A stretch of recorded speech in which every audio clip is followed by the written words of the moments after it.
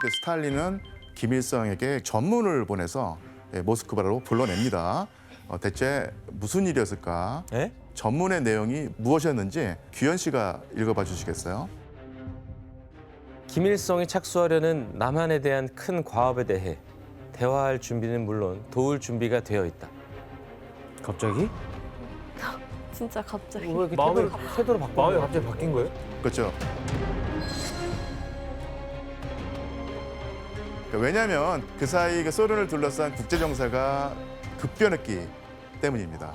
그리고 이런 일들은 모두 1949년 한 해에 벌어지게 됩니다.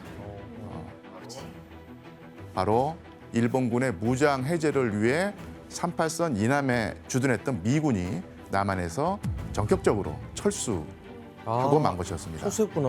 예.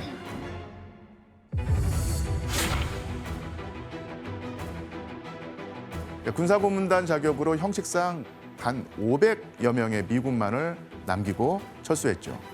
공교롭게도 그 시기가 6.25 전쟁이 일어나기 딱 1년 전이었습니다. 아, 교수님, 이 시기에 미군이 철수를 결심한 이유가 뭐예요? 예. 그러니까 우선 주한미군이 철수한 데는 그들이 남한 땅에 주둔해야 될 명분이 사라진 데 있다고 볼 수 있습니다. 미국과 소련이 한반도를 분할 점령한 이후에 북한에서는 그 소련군이 1947년도부터 순차적으로 철수를 했거든요. 그러니까 소련군이 주둔하지 않아도 북한에서는 이미 친서적인 체제가 만들어질 수 있다고 하는 자신감을 가졌기 때문에 철수를 완료하죠. 그러니까 남한 역시 1949년 6월 30일까지 소련군처럼 철수를 완료한 것입니다. 그걸 노렸네. 예. 그리고 당시 미국 입장에서는 한반도가 국가 안보 전략 차원에서 그리 중요한 지역이 아니었다고 본 것입니다. 그러니까 실제로 1947년 4월 29일 미국 측에서 작성한 국가 안보 관점에서 본 미국의 대외 원조 관련 문서를 보면요.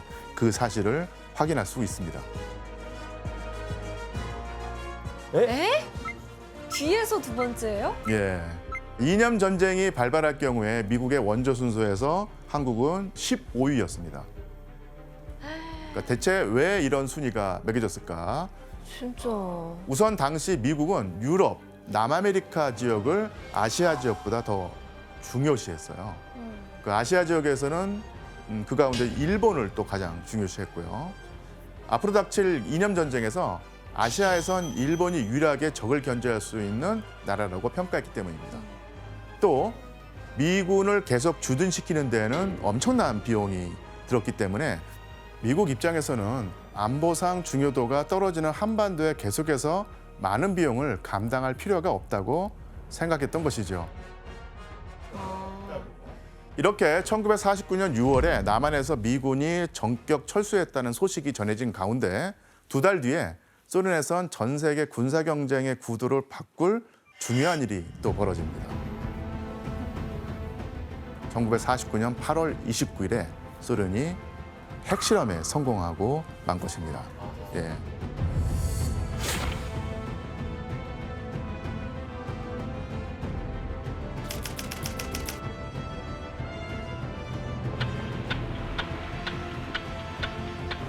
Три секунды, 2 секунды, 1 секунда.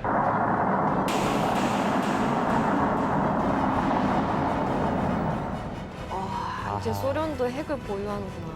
그러면 당시 소련의 핵실험에 대한 미국의 반응을 기사로 한번 확인해 볼까요?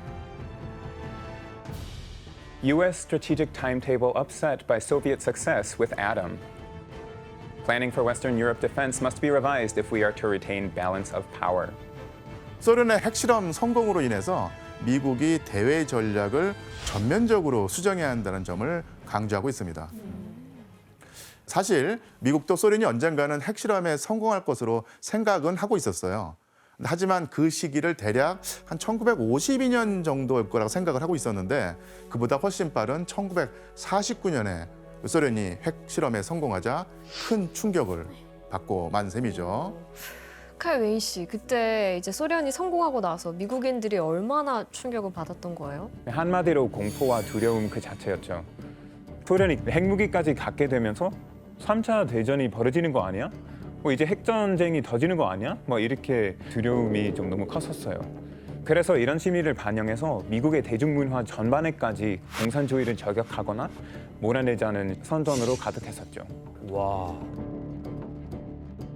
자, 이렇게 소련의 핵실험 성공은 미국 사회 전반을 뒤로 놓습니다. 반대로 스탈린이 한반도 전쟁에 관한 생각을 바꾸게 된 직접적 이유가 됐는데, 당시 소련 외교문서에 이에 관한 기록이 남겨져 있거든요. 한번 혜성 씨가 읽어봐 주시겠습니까? 네. 스탈린 동지는 김일성에게 국제 환경과 국내 상황이 모두 조선 통일에 더욱 적극적인 행동을 취할 수 있도록 바뀌었다고 강조했다. 소련이 원자탄을 보유하고 유럽에서의 위상이 강화됨으로써 이런 미국의 불개입 분위기는 더 심화되고 있다. 예. 핵실험 성공 전으로 확 바뀐 스탈린의 입장을 확인할 수 있습니다. 이렇게 남한에서는 미군이 철수하고, 그리고 소련에서는 핵폭탄 실험이 성공하고, 이런 모습을 보면서 스탈린은 북한의 남침 계획에 대해서 전면적으로 다시 생각을 했던 것이죠. 김일성의 남침을 허가한 세 번째 이유는 바로 1949년 10월에 중국이 공산화되었다는 사건이었죠.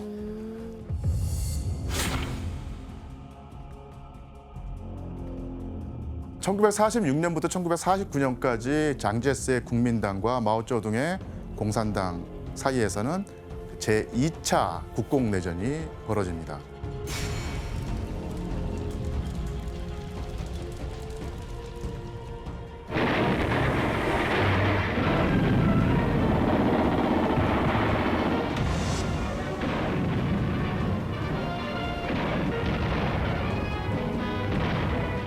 그리고 그 결과 마오쩌둥의 공산당이 승리하면서 1949년 10월 1일 베이징에서 중화인민공화국을 수립했죠.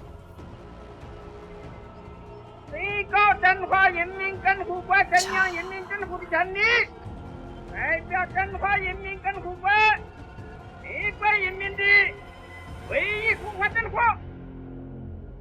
이렇게 중국에서 강력한 공산 정권이 탄생한 셈입니다. 교수님, 그럼 중국이 이제 공산화된 와중에 예. 그럼 스탈린이 남침을 허락한 이유가 그러면 중국하고 같이 합작해서 미국에 맞서겠다라는 심보로 그걸 허락한 거예요? 예, 스탈린은 중국의 공산화에 무척 이제 고무되어 있기도 했고요. 그 과정에서 미국이 보인 태도에 더 주목을 했습니다. 무슨 말이냐면, 사실 국공내전 초기에 미국은 장제스의 국민당 쪽을 전폭적으로 지원하고 있었거든요.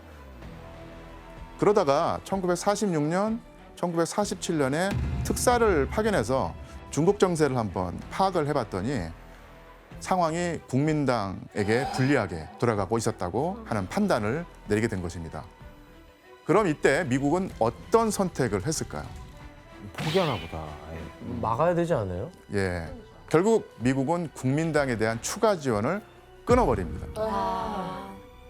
그러니까 전세를 뒤엎기 위해서는 미국이 국민당 측에 수십만 명에 달하는 지상군을 파견해야 했는데, 당시 미국의 국력으로는 그렇게까지 많은 지원을 하기가 쉽지 않았던 데다가 그 필요성이 약하다고 판단을 했던 거예요. 감당이 안 됐구나. 자, 그런데 이 같은 미국의 결정은 스탈린이 그 김일성의 남침을 허가하는데 적잖은 영향을 미칩니다. 아, 그래요? 미국이 동북아시아의 중국이라는 거대한 땅이 공산화되는 상황을 적극적으로 저지하지 않았지 않습니까? 네. 그래서 미국은 중국이 아닌 일본을 중심으로 동북아시아 전략을 짤 것이라고 내다본 것이고요. 또 결정적으로 북한이 남침을 한다고 해도 미국이 개입하지 않으리라는 일종의 확신을 스탈린이 가지게 된 것이죠. 그러니까 중국 상황도 방관하는데 예. 뭐 한국은 신경 쓰겠어? 그렇죠. 이런 거네요. 이제 미국은 중국의 공산화로 또 한 번의 충격에 휩싸입니다. 이때 미국의 분위기를 반영한 기사를 한번 살펴볼까요? UN is warned of red danger in Far East area. Asiatic world will become involved unless steps are taken to call a halt to the communist tide. 도미노처럼. 예, 이렇게 중국의 공산화로 미국과 소련의 경쟁 양상에 커다란 변화가 생긴 데 이어서 미국의 안보 전략에는 또 한 번의 중요한 변화가 찾아옵니다. 1950년 1월 12일에 당시 미국의 국무장관이었던 딘 애치슨이 한 가지 선언을 하는데요.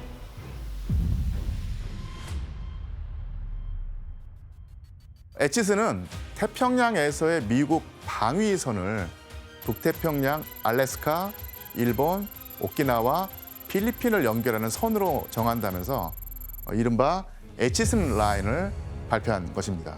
어머, 뭐야? 그런데 이 애치슨 라인에는 한국과 타이완이 빠져 있었죠. 와. 그 방위선에서 제외됐다는 거는 뭐 정확히 어떤 의미예요? 사실 미국이 제 아무리 강대국이라 하더라도 한국과 타이완까지 철통 방어하는 선을 설정하고 폭증하는 방위 비용을 감당하는 것은 사실 벅찬 일이었기 때문에 안보상 더 중요한 지역 중심으로 방어선을 설정했다고 볼 수 있습니다. 하지만 한국과 타이완을 완전히 포기하겠다는 그런 또 의미는 아니었습니다. 뭐예요? 미국의 트루만 대통령은 제2차 세계대전 이후에 폭등한 군사비를 줄이기 위해서는 재래식 군비를 줄이고 핵무기에 대한 의존도를 높이는 것이 중요하다고 판단을 했죠. 한편 소련과 중국이 우호적을 맺고 미국이 한반도 문제에 개입할 여지가 없을 거라고 판단한 김일성은 1950년 3월에 다시 한번 스탈린을 찾아갑니다. 김일성은 1950년 3월 30일부터 4월 25일까지 모스크바를 비공식 방문해서 스탈린과 세 차례나 회담을 하면서 남침 계획을 구체화했죠. 이 시기 스탈린은 국제정세나 한반도의 여러 여건을 고려했을 때 북한이 전쟁을 개시해도 승산이 있다고 판단을 했고 김일성에게 이런 말을 전달합니다. 완벽한 전쟁 준비가 필수입니다. 무엇보다 군사력의 준비 태세를 잘 갖추어야 합니다. 엘리트 공격 사단을 창설하고 추가 부대 창설을 서두르시오. 사단의 무기 보유를 늘리고 이동 전투 수단을 기계화해야 합니다. 이와 관련된 귀하의 요청을 모두 들어주겠습니다. 밀어주겠다. 예, 예. 다 해봐라. 뭐 자기가 전투하는데요, 거의? 예. 하지만 이 모든 일이 성립되기 위해선 그러니까 스탈린이 내세운 전제 조건 하나를 만족해야 했습니다. 뭐예요? 첫 번째는 미국이 개입한다면 소련은 나서지 않으리라는 것이었습니다. 북한의 전쟁 계획에 대한 중국 마오쩌둥의 승인이 있어야 한다는 것이었어요. 예? 예, 자기는 승인했는데 거기서 끝나지 않고 마오쩌둥의 승인까지 받아와라 이랬던 것이죠. 그죠? 근데 스탈린이 마오쩌둥의 승인을 왜 조건을 내세운 거예요, 같이? 우선 스탈린은 계속해서 미국의 개입 여부를 주시하면서 이 전쟁이 미국과의 전쟁으로 확대되는 것을 부담스러워하고 있었죠. 그러니까 소련이 전면으로 나서는 것은 불가하니 북한이 소련 대신에 중국의 도움을 받아야 한다고 했던 것입니다. 그리고 그와 동시에 이 전쟁의 책임을 일정 부분 중국에게 떠넘기려는 우와. 스탈린의 치밀함이 작용한 결정이었다고 볼 수 있겠죠. 오늘 새벽 북한 공산군이 38선 전역에 걸쳐서 전면 공격을 시작했습니다. 새벽 4시에 어떻게 다 자고 있잖아. 다 자고 있어, 그러면. 그러니까 북한은 예상과 달리 막강한 군사력으로 무장한 상황이었죠. 얼마나 무서웠을까. 영적 인민군대는 반공격을 개시한 지 단 3일 만에 미제 침략자들의 식민지 통치로부터 서울을 완전히 해방시켰다. 해방시켰다고요?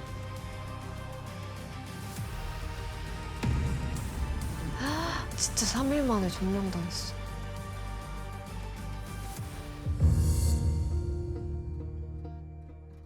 근데 저는 궁금한 게 이렇게 솔직히 안중에도 없던 이 한반도 예. 미국 쪽에서 볼 때는 예.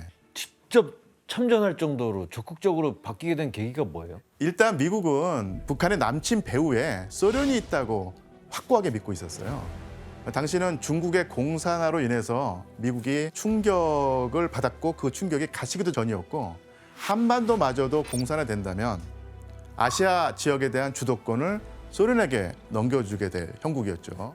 그러니까 미국으로서는 남한의 공산화는 반드시 저지해야 될 일이었던 것입니다. 스탈린이나 김일성은 미국이 개입할 거라고는 생각을 못 했었잖아요. 예. 그때 반응이 어땠어요? 예, 유엔군이 처음 전장에 나타난 1950년 7월 8일에 김일성은 스탈린에게 긴급히 편지를 보냅니다. Я вынужден обратиться к вам с просьбой разрешить использование 25-35 советских военных советников в штабе фронта Корейской армии и штабах 2 армейских групп, так как национальные военные кадры еще недостаточно овладели искусством вождения современных войск. 당시는 북한군이 경기도 오산에서 미군과 교전을 벌이고 있는 상황이었고요. 미국의 대대급 병력에 북한군 2개 사단에 발이 묶여 있었어요. 이렇게 미군이 전격적으로 6.25 전쟁에 뛰어들게 되고 전쟁 초반에는 북한군의 파죽지세 공격에 밀리던 형국이 되기도 했지만 9월이 되자 맥카더 장군의 인천 상륙 작전으로 상황은 반전되죠.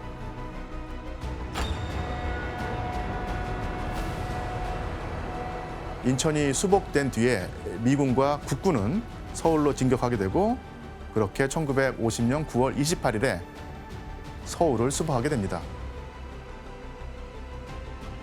그때 중국군은 어떻게 대응했을까 궁금증이 생기는데요.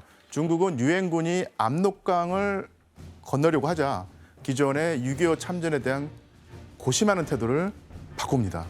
바로 참전을 결정하게 되죠. 그치. 그다음에 이거 그다음 모르잖아. 이거 봐 이러니까. 예. 이렇게 중국은 총 그 37개 군대 113개 사단 규모로 중국인민지원군을 창설했고요. 이후 1950년 10월 19일 1차로 약 20만 명 병력을 투입해서 압록강을 건너면서 6.25 전쟁에 본격적으로 개입하게 됩니다.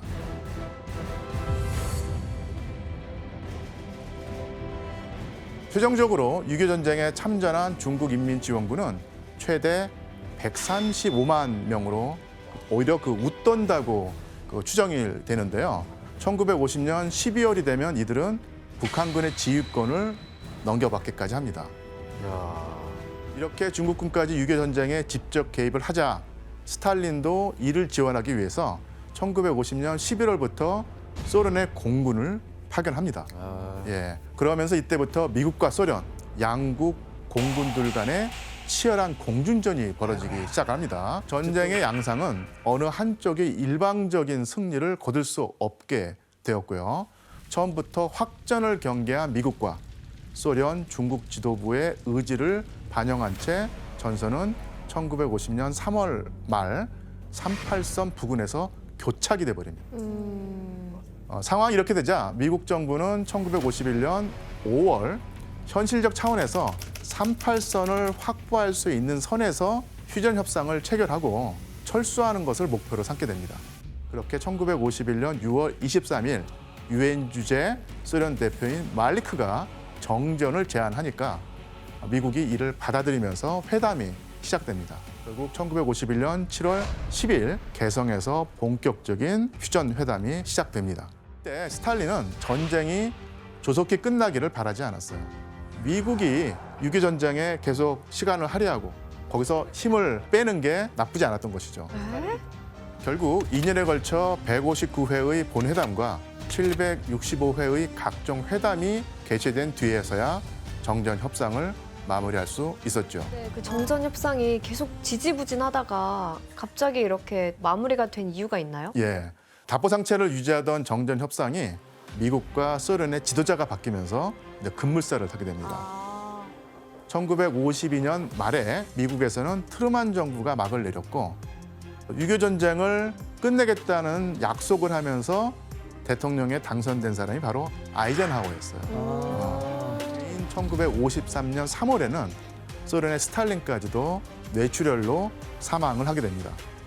그러니까 이 전쟁의 판을 짜고 주도했던 당사자들이 사라져버렸고 이것으로 6.25 전쟁은 결말로 치닫게 되죠.